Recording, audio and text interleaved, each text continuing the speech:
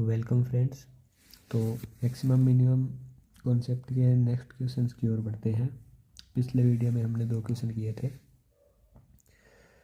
तो अगला क्वेश्चन जो है वो आपके सामने है। आप क्वेश्चन पढ़िए वीडियो को पॉज करके, फिर हम इसे सॉल्व करते हैं।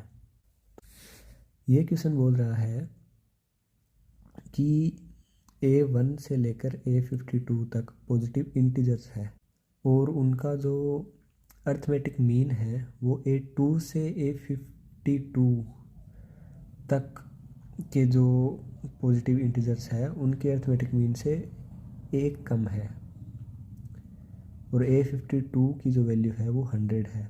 इसके साथ में ही हमें एक बात और बताई गई है कि जो A1 है वो A2 से कम होगा, A2 जो है वो A3 से कम होगा और इसी तरह जो A52 है वो सबसे बड़ी वैल्यू है और A1 जो है वो सबसे छोटी वैल्यू है, लेकिन ये सारे इंटीजर ही है। A52 की वैल्यू हमें दे रखी है 100। तो मान लेते हैं कि A2 से लेकर A3 A4 ऐसे A52 तक का जो सम है टोटल वो है P।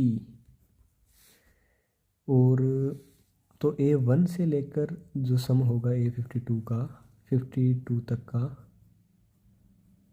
वो हो जाएगा A1 प्लस P। अब अकॉर्डिंग टू क्वेश्चन P/51 और A1 प्लस P/52 ये हो गया A2 से A52 तक का अर्थमेटिक मीन,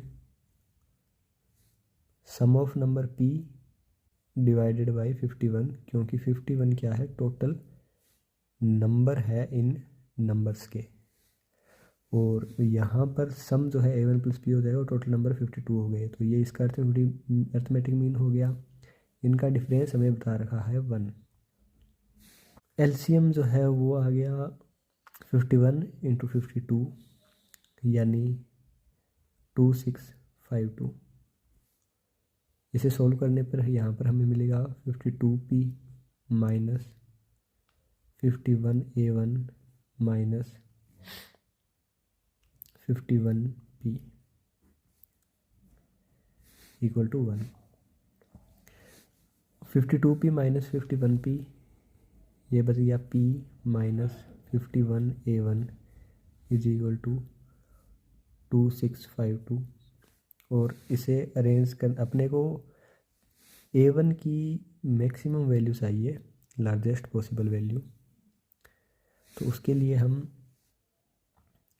A1 को एक साइड रख लेंगे, बाकी सब दूसरी साइड ले जाएंगे, तो ये बन जाएगा P माइनस 2652 अपॉन 51 और हमें A1 की चाहिए लार्जेस्ट पॉसिबल वैल्यू।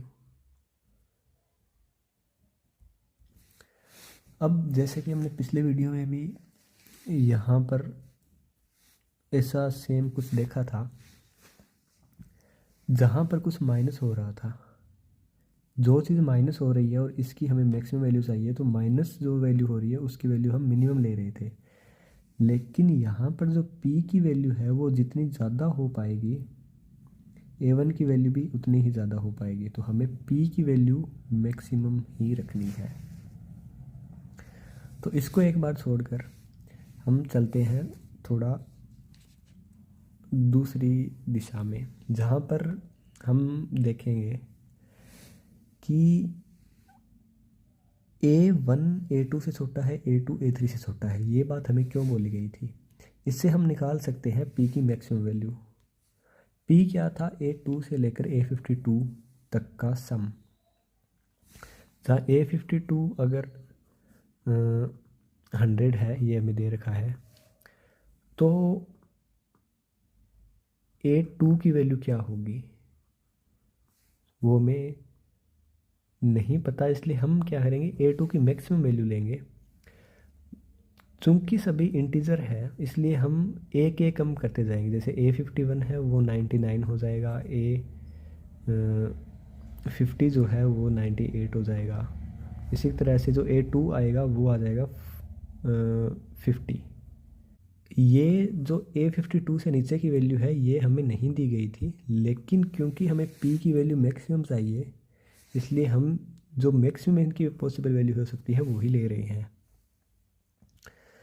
तो अब अपने इनका सम जो है वो निकालेंगे, वो P की मैक्सिमम वैल्यू होगी। तो अपने को निकालना है 50 से लेकर 100 तक के जो इंटीजर्स हैं या नेचुरल नंबर हैं उनका सम। तो उनका सम निकालने के लिए हमें एक फॉर्मूला पता होता है कि sum of n natural number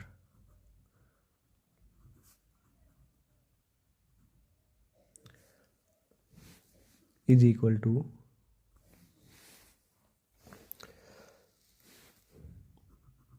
n+1/2।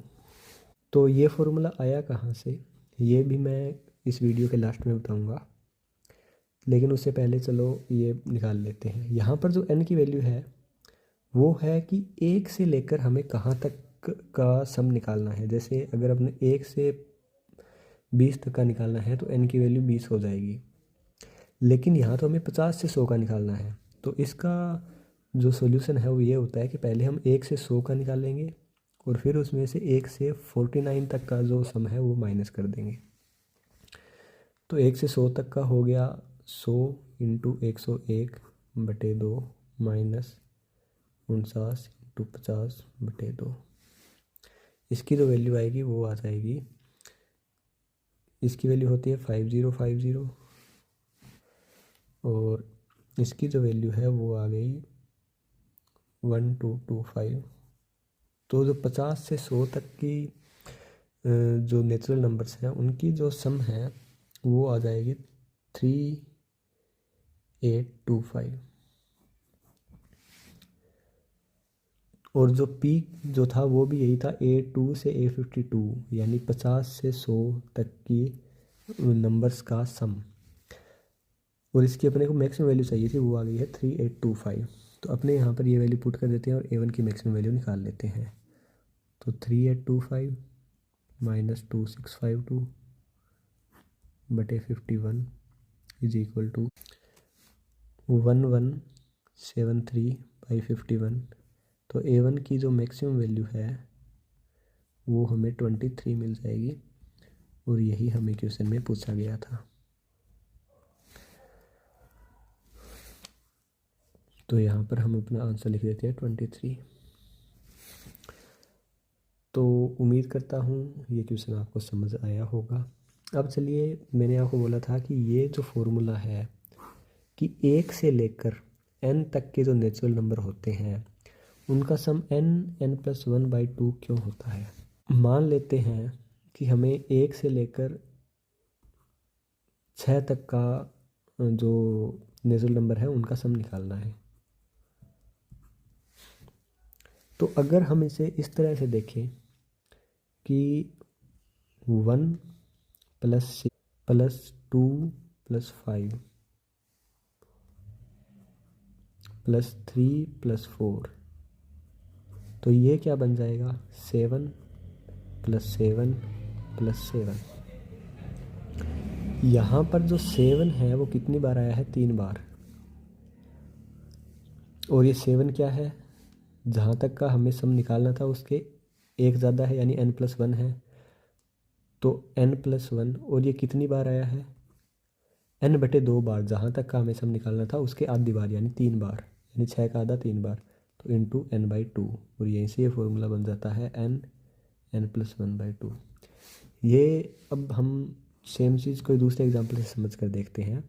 मान लो हमें सम निकालना है 1 से लेकर 10 तक का, तो हम इसे इस तरह से भी लिख सकते हैं 1 + 10 जो कि 11 हो गया, +2 + 9 11 हो गया, 3 + 8 11 हो गया, 4 + 7 11 हो गया, 5 + 6 11 हो गया।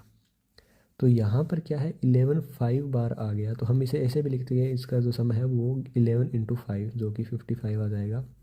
तो यहाँ पर जो 11 था वो क्या है, n+1 है, यानी 10 तक का अगर अपने को सम निकालना था तो n+1 अपने पास 11 आ गया, और जो 5 है वो क्या है, n/2 है, इंटू n/2। तो यहाँ से फिर से वही फॉर्मूला निकल जाता है n+1/2। तो यहाँ से ये फॉर्मूला जो है वो डिराइव हुआ है कि जब भी हमें 1 से लेकर कोई भी एक नेचुरल नंबर तक की संख्याओं का योग निकालना है तो वहाँ पर हम n+1/2 फॉर्मूला पुट कर देते हैं और हमें आंसर मिल जाता है। ओके, थैंक यू, मिलते हैं नेक्स्ट वीडियो में।